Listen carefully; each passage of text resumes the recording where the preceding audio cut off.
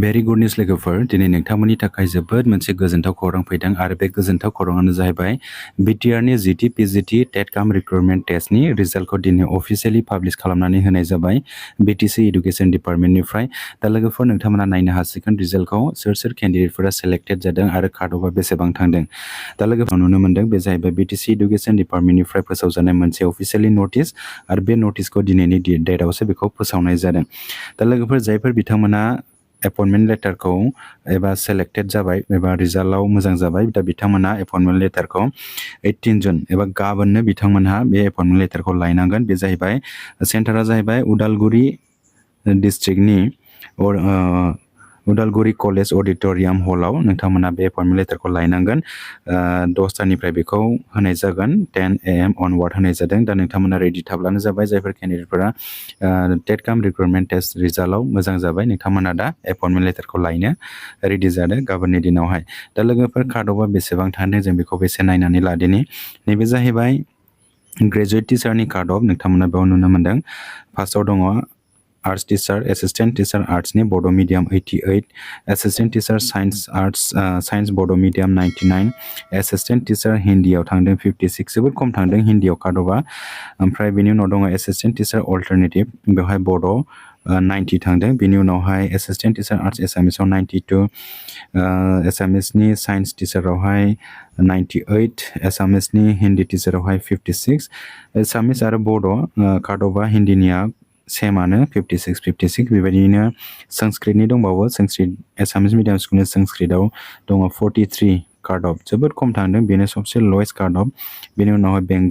बेंगलि मिडियामाव दङ assistant teacher आर्ट्सनि 62, बेनि उनाव एसिस्टेन्ट टिचार साइन्सनि बेंगलि मिडियामाव 87, हिन्दीनि बेंगलियाव दङ 87, एसिस्टेन्ट टिचार आर्ट्स हिन्दीयाव दङ 106.05 काटअफ, एसिस्टेन्ट टिचार साइन्स हिन्दीयाव 109। दा लोगोफोर नोंथांमोना नुनो मोनबाय बे जाहैबाय ग्रेजुवेट टिचारनि काटअफ।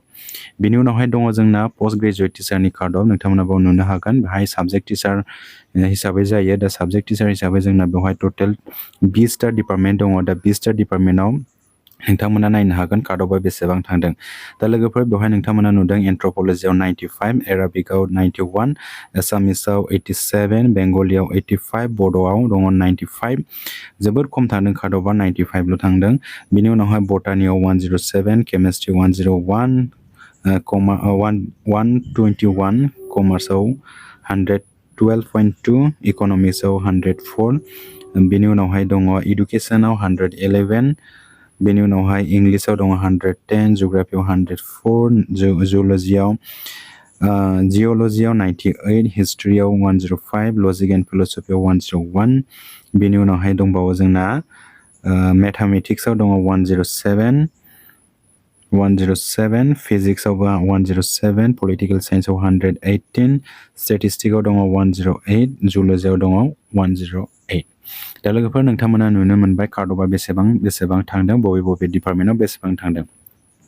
पोस्ट ग्रेजुवेट टिचारनि काटअफआ सबसे हाइस्ट केमिस्ट्रि डिपार्टमेन्टआव थांदों। नोंथांमोना बेयाव नुनो मोनदों 121।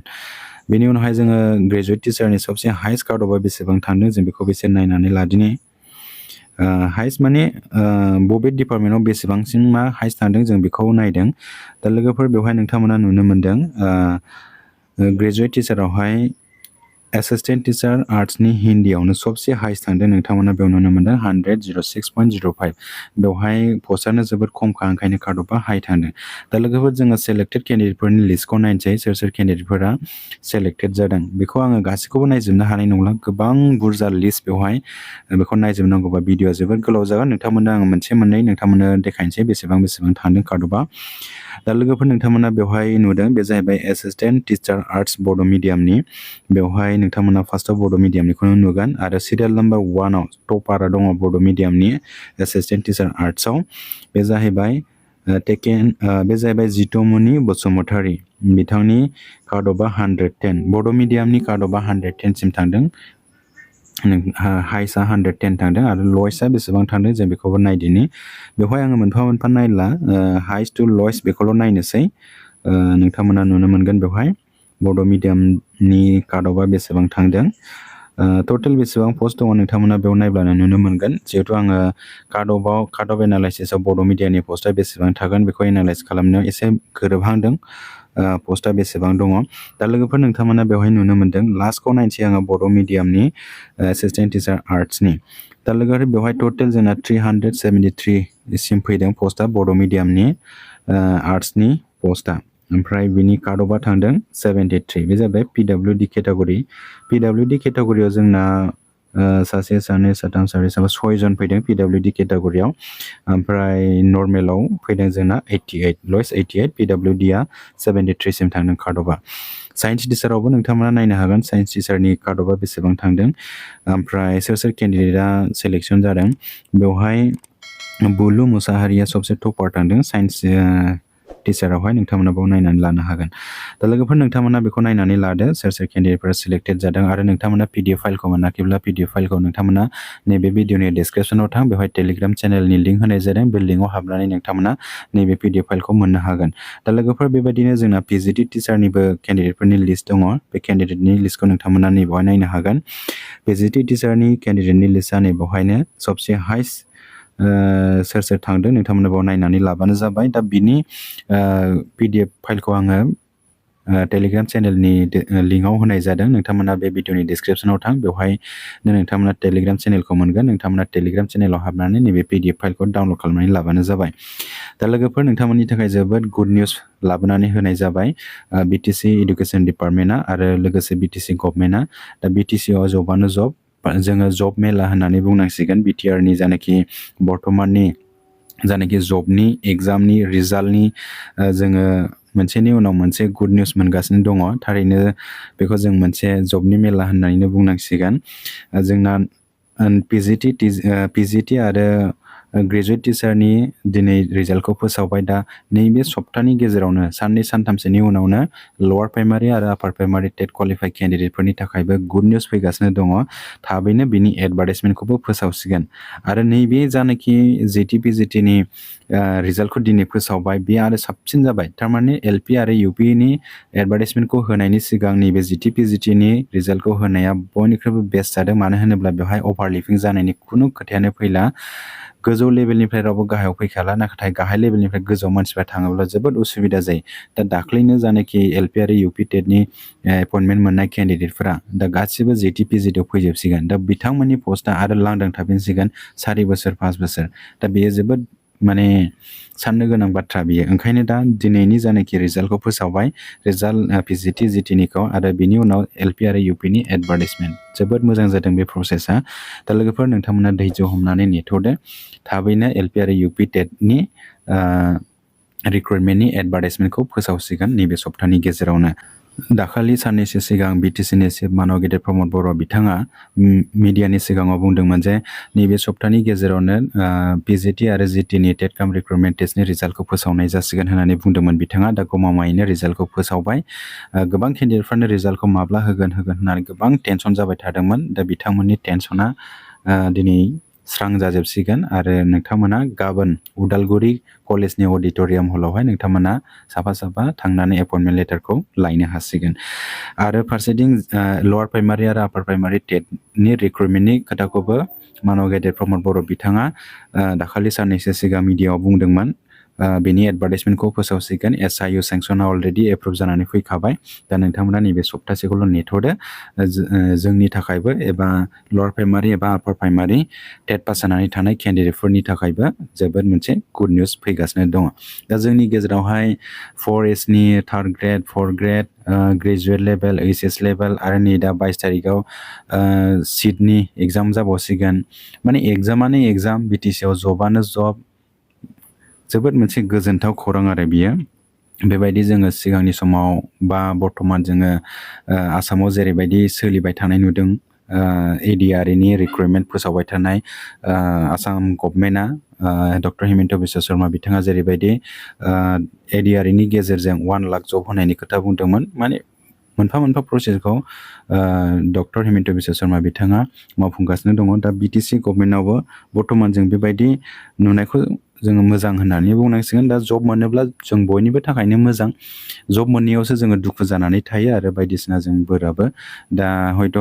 गोबां केन्डिडेटआनो जब मोननो हासिगोन दा लोगोफोर बेखिनियानोसैमोन भिडिअआ नोंथांमोना भिडिअखौ मोजां मोनदोंब्ला लाइक आरो शेयार खालामनानै होबानो जाबाय लोगोसे नोंथांमोना बे चेनेलाव गोदानै फैदोंब्ला चेनेलखौबो साबस्क्राइब खालामनानै लाबानो जाबाय स' लोगोफोर भिडिअ एसेनोसै गोजोन्थों thank you very good news বন্ধুসকল আজি আপোনালোকৰ কাৰণে বহুত এটা ভাল খবৰ আহিছে আৰু এই খবৰটো হ'ল BTR গ্ৰেজুৱেট টিচাৰ আৰু পোষ্ট গ্ৰেজুৱেট টিচাৰৰ টেট কাম ৰিক্ৰুটমেণ্ট টেষ্টৰ ফাইনালি আজি ৰিজাল্টটো পাব্লিছ কৰি দিলে অফিচিয়েলি চ' বন্ধুসকল আপোনালোকে এতিয়া সকলোৱে গম পাইছে চাগে ৰিজাল্টটো পাব্লিছ কৰিছে এতিয়া আপোনালোকে কোনে কোনে জবটো পাইছে আপোনালোকৰ কাৰণে বহুত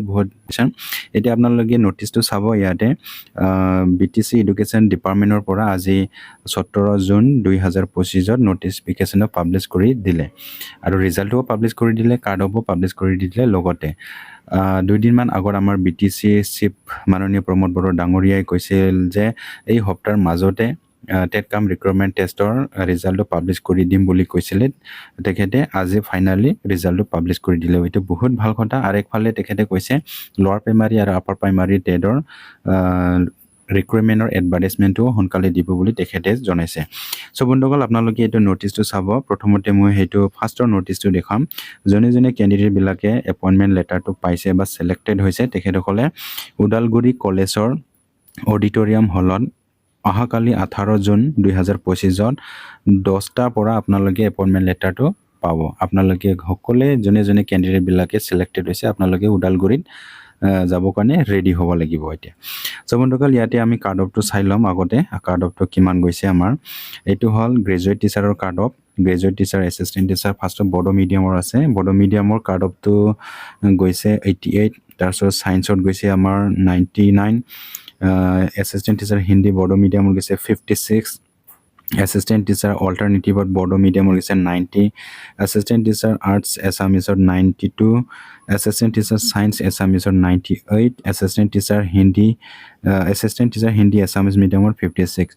এছামিজ মিডিয়াম আৰু বড়ো মিডিয়ামত হিন্দী কাৰ্ড অফটো ছেম মানে বহুত কম গৈছে তাৰপিছত এছিষ্টেণ্ট টিচাৰ সংস্কৃত এছামিজ মিডিয়াম এইটো হ'ল 43 সবচে লয়েষ্ট কাৰ্ড অফ সেইটোকে বুলি আমি ক'ব লাগিব সংস্কৃতৰ এছামিজ মিডিয়ামৰ কাৰ্ড অফটো তাৰপিছত ইয়াতে গৈছে আমাৰ assistant teacher arts Bengali medium তাতে গৈছে আমাৰ কাৰ্ড অফটো 62 তাৰপিছত এছিষ্টেণ্ট টিচাৰ ছায়েন্স বেংগলী মিডিয়ামত 87 assistant teacher Hindi Bengali 87 assistant teacher arts Hindi 106.05 assistant teacher science Hindi 109 হিন্দীত অলপ বেছিকৈ গৈছে কাৰ্ড অফটো কিয়নো তাতে পষ্টটোও কম আছে এতিয়া আপোনালোকে পোষ্ট গ্ৰেজুৱেট টিচাৰৰ কাৰ্ড অফটো চাব পাৰিব ইয়াতে আপোনালোকে এইটো নিজাভাৱীয়াকৈ চাই লওক এইটো মই এটাকে পঢ়ি গ'লে ভিডিঅ'টো বহুত দীঘল হ'ব এতিয়া আমি ৰিজাল্টটো চাম কেণ্ডিডেট লিষ্টটো চাওঁ ইয়াতে কোন কেণ্ডিডেটবিলাকে ইয়াতে ছিলেক্টেড হৈছে এটা দুটাকৈ চাম আৰু তাৰপিছত আপোনালোকক সেইটো ভিডিঅ'ৰ জৰিয়তে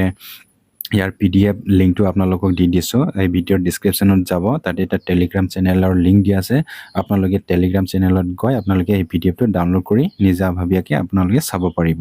চ' বন্ধুসকল ইয়াতে আমি ফাৰ্ষ্টতে পাইছোঁ লিষ্টটো সেইটো হ'ল বড়ো মিডিয়াম এছিষ্টেণ্ট টিচাৰৰ কাৰ্ড অফ ইয়াতে ফাৰ্ষ্টতে টপাৰটো হ'ল বড়ো মিডিয়ামৰ এছিষ্টেণ্ট টিচাৰ আৰ্টছত জিতুমণি বসুমতাৰী তেখেতে মাৰ্কটো পাইছে 110 তেখেতেহে টপাৰ হয় তাৰপিছত ইয়াতে আমি চাওঁ বড়ো মিডিয়াম এছিষ্টেণ্ট টিচাৰৰ আৰ্টছৰ টোটেল পোষ্টটো কিমান আছে সেইটো আমি অলপ চাই লওঁ আৰু লাষ্ট কেণ্ডিডেটটো কোনে হয় সেইটো আমি চাই লওঁ ইয়াতে আপোনালোকে চাব পাৰিছে বড়ো মিডিয়ামৰ এছিষ্টেণ্ট টিচাৰ আৰ্টছৰ টোটেল পোষ্টটো 373 যোৱাকালি মই যোনটো কাৰ্ড অফ এনালাইচিছ বনোৱাত কিমান পোষ্ট থাকিব সেইটো আলোচনা কৰিছিলোঁ সেই হিচাপত পোষ্ট কেটাগৰীটো অলপ মিলিছে মই 350 মান আহিব বুলি এটা কেলকুলেশ্যন কৰিছিলোঁ ইয়াতে 373 আহিছে অলপ মিলিছে অলপ হেৰফেৰ হ'ব বুলি মই কৈছিলোঁৱে তথাপিও অলপখিনি মিলিছে এতিয়া আপোনালোকে চাব ইয়াতে বড়ো মিডিয়ামৰ আৰ্টছ এছিষ্টেণ্ট টিচাৰ আৰ্টছৰ কাৰ্ড অফটো সবচে লয় কিমান গৈছে 73 এইটো PWD কেটাগৰী হয় এই কিজনটো আৰু জেনেৰেল PWD নথকা কেণ্ডিডেটবিলাকৰ কাৰ্ড অফটো 88 সেইটো হ'ল আপোনালোকে এইটো চাব নিজাভাৱীয়াকৈ এতিয়া পোষ্ট গ্ৰেজুৱেট টিচাৰৰ কাৰ্ড অফটো চাওঁ ইয়াতে এছামিজ মিডিয়াম বড়ো মিডিয়াম এইটো এক্সট্ৰাকৈ ইয়াতে PDF লিষ্টতে দি দিছে আপোনালোকে এইটো চাব পাৰিব ইয়াতে পোষ্ট গ্ৰেজুৱেট টিচাৰটো চাই লওঁ ডাইৰেক্টলি ভিডিঅ'টো বহুত দীঘল হ'ব এটাকৈ চাব গ'লে বহুত টাইম লাগিব ইয়াতে তপন দৈমাৰী আছে তপন দৈমাৰীটো ফাৰ্ষ্ট লিষ্টত আছে আৰু ইয়াতে ইয়াৰ কাট অফটো আছে 95 সেইটো হ'ল এন্থ্ৰপলজিত পাইছে তেখেতে তাৰপিছত ইয়াতে আমিনুল ইছলাম হাজৰিকা ইয়াতে তেখেতে ইংলিছ ডিপাৰ্টমেণ্টৰ পাইছে এইটো তামুলপুৰ ডিষ্ট্ৰিক্টৰ হয় এইটো এৰাবিকত পাইছে সো বন্ধুসকল আপোনালোকে এইটো চাই ল'ব এতিয়া আপোনালোকৰ কাৰণে বহুত গুড নিউজ হয় আৰু যোনে ক্যান্ডিডেট বিলাকে আজিৰ যোনটো GT and PGT টেট কাম ৰিক্ৰুটমেন্ট টেষ্টৰ ৰিজাল্টত ফাইনালি সিলেক্টেড হৈছে আপোনালোকক কংগ্ৰেচুলেশ্যন জনালো সো বন্ধুসকল এতিয়া আমাৰ GT PGT টেট কাপ ৰিক্ৰুটমেন্ট টেষ্ট ৰিজাল্ট দিয়াৰ পাছত এতিয়া আমাৰ এই সপ্তাহৰ মাজতে lower primary and upper primary TET pass হৈ থকা ক্যান্ডিডেট বিলাকৰ কাৰণে গুড নিউজটো আহি আছে আপোনালোকে একদম মানে ধৈৰ্য ধৰি আপোনালোকে ওয়েট কৰক এই সপ্তাহৰ ভিতৰতে আমাৰ বহুত ডাঙৰ পোষ্টৰ এটা এডভাৰটাইজমেন্ট আহি আছে দুদিনমান আগত আমাৰ BTR চিফ প্ৰমোদ বড়ো ডাঙৰীয়াই কৈছিল যে এই সপ্তাহৰ মাজতে GT PGT ৰিজাল্টটো দিয়া হ'ব তাৰ পিছত আমি লোৱাৰ প্ৰাইমাৰী আৰু আপাৰ প্ৰাইমাৰী টেটৰ 1000 প্লাস পোষ্টৰ এডভাৰটাইজমেন্ট ৰিক্ৰুটমেন্টৰ কাৰণে দি আছো বুলি কৈছিলে ফাইনালি আজি যোনটো ৰিজাল্টটো দিছে GT PGT হেটো বহুত মানে ভাল খবৰ বুলি আমি ক'ব পাৰো এতিয়া BTCত মানে জব আমি জব মেলা বুলি ক'ব লাগিব কিয়নো আমি অসমত যেই মানে জব দিয়াটো দেখিব পাৰিছিলো এক্সক্লুডিং BTRত ডক্টৰ হিমন্ত বিশ্ব শৰ্মা ডাঙৰীয়াৰ নেতৃত্বত যদি আমাৰ ADRE যোগেদি বহুত মানে জব দি আছে ঠিক এনে ধৰণে BTRতে এতিয়া জব এদিনা ফৰেষ্টৰ ৰিজাল্টটো আহিল এতিয়া থাৰ্ড গ্ৰেড ফ'ৰ্থ গ্ৰেডৰ এক্সামটো হৈ গ'ল এতিয়া আকৌ 22 তাৰিখৰ এক্সাম আছে আকৌ এছএছৰ এক্সাম আছে এতিয়া আকৌ LP আৰু UP টেটৰ মানে ৰিজাল্ট মানে জব বুলি আমি ক'ব লাগিব এইটো বহুত মানে আমাৰ আনএমপ্লয়মেন্ট এডুকেটেড ক্যান্ডিডেট বিলাকৰ কাৰণে বহুত ভাল খবৰ বুলি ক'ব লাগিব সো বন্ধুসকল এতিয়া আপোনালোকে অলপ ধৈৰ্য ধৰি ৰাখক LP আৰু UP টেটৰ কাৰণেও ৰিক্ৰুটমেন্টৰ কাৰণেও এডভাৰটাইজমেন্টটো আহি আছে এই সপ্তাহৰ মাজতে সো বন্ধুসকল ভিডিওটো এইখিনি আছিল আপোনালোকে ভিডিওটো ভাল লাগিছে যদি লাইক এণ্ড শ্বেয়াৰ কৰি দিব লগতে এইটো চেনেলত নতুনকৈ আছে যদি আপোনালোকে চেনেলটো সাবস্ক্ৰাইব কৰি ৰাখিব সো বন্ধুসকল ভিডিওটো এইখিনিয়ে থ্যাংক ইউ গজেন্টা